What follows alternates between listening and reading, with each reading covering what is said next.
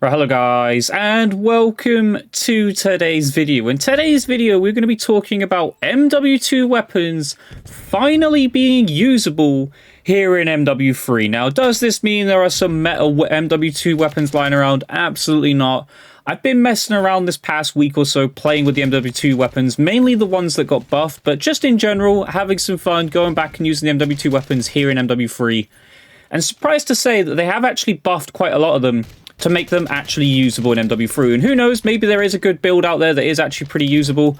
Would I use these weapons still over the Modern Warfare 3 weapons? Probably not. The Modern Warfare 3 weapons, especially ones like the Static HV, the MCW, you name it, all those guns are definitely better than the MW2 weapons. But it is nice to say that you can now finally use MW2 weapons here in MW3.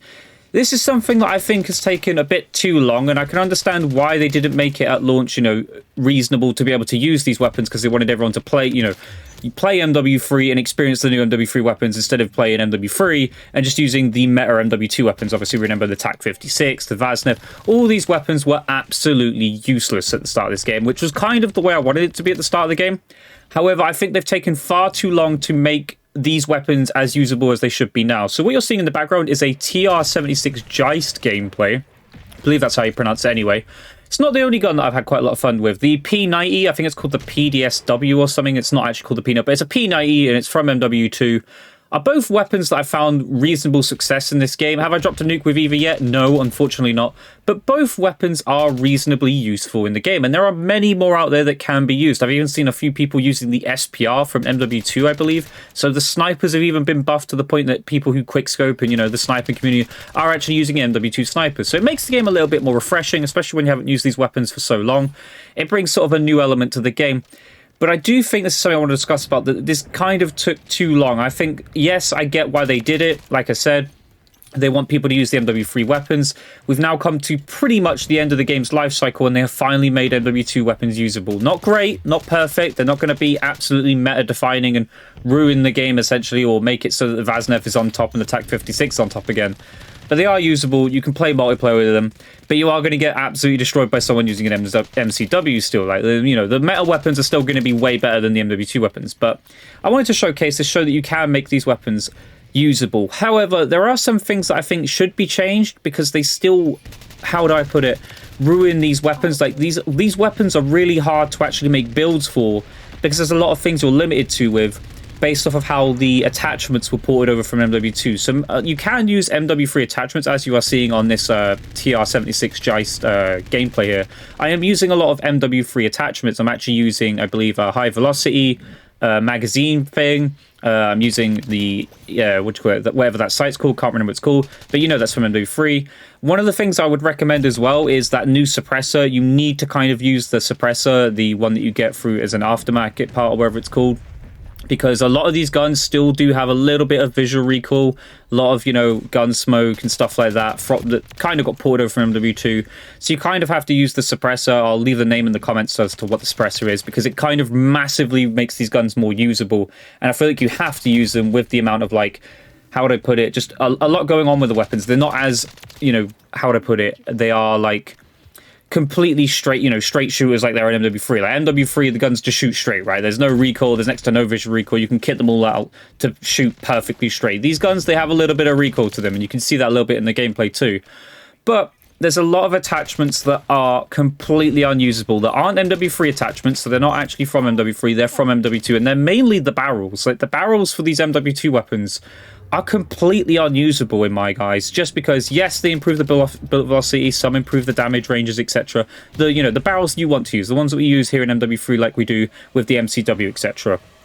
But the problem with the barrels that came from MW2 for these MW2 weapons, they all have ridiculous ADS penalties. They seem to have taken the ADS and sprint out time penalties that were present in MW2. Obviously, remember in MW2, you couldn't really, the ADS times were affected by pretty much any attachment you'd put on the gun. Sprint out times were pretty much massively, increased due to whatever attachment you put on.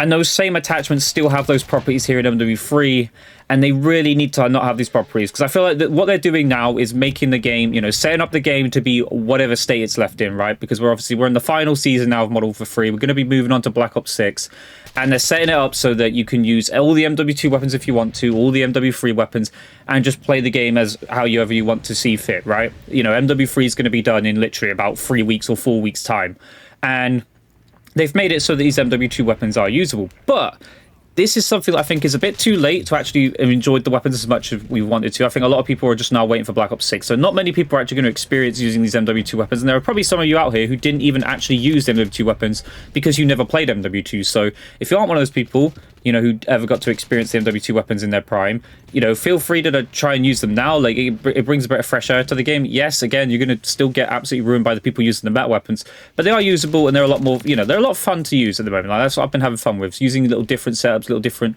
things that I can make and create. But as I'm saying, the barrels need the ADS times and that fixing, and I'm hoping Sledgehammer sort of like gets on top of this and does something just to leave it so that these weapons are actually usable when the MW3 is completely done, because we aren't going to see these weapons ported over into Black Ops 6. Obviously, we're not going to see that sort of thing all over again. Nothing's getting ported over. This is it. Like, all the MW2 weapons, all the MW3 weapons belong in MW3 and MW2, obviously, retrospectively. Yeah, the barrels need fixing. The barrels have this great benefits of, you know, obviously reducing recoil, higher bullet velocity, the things that you really, really need on these weapons. And unfortunately, it makes building these weapons really, really hard, because you basically have to force yourself to not use a barrel because of the fact that the barrels increase your sprint out times and your ADS times by honestly up to 30 to 60%, depending on what barrel you pick, and that's absolutely insane. And with those ADS times, you have next to no chance of being able to use those weapons. And even the P90 that I said about, that I'm actually having quite a lot of success with, you have to use a barrel on it, otherwise you can't use an underbarrel. So I am forced to use a barrel that increases my ADS and sprint out times by like 30%. And then have to reduce them with the underbarrel that I'm trying to use at the same time to reduce the recoil of these weapons, because they do have quite a fair amount of recoil compared to the MW3 weapons.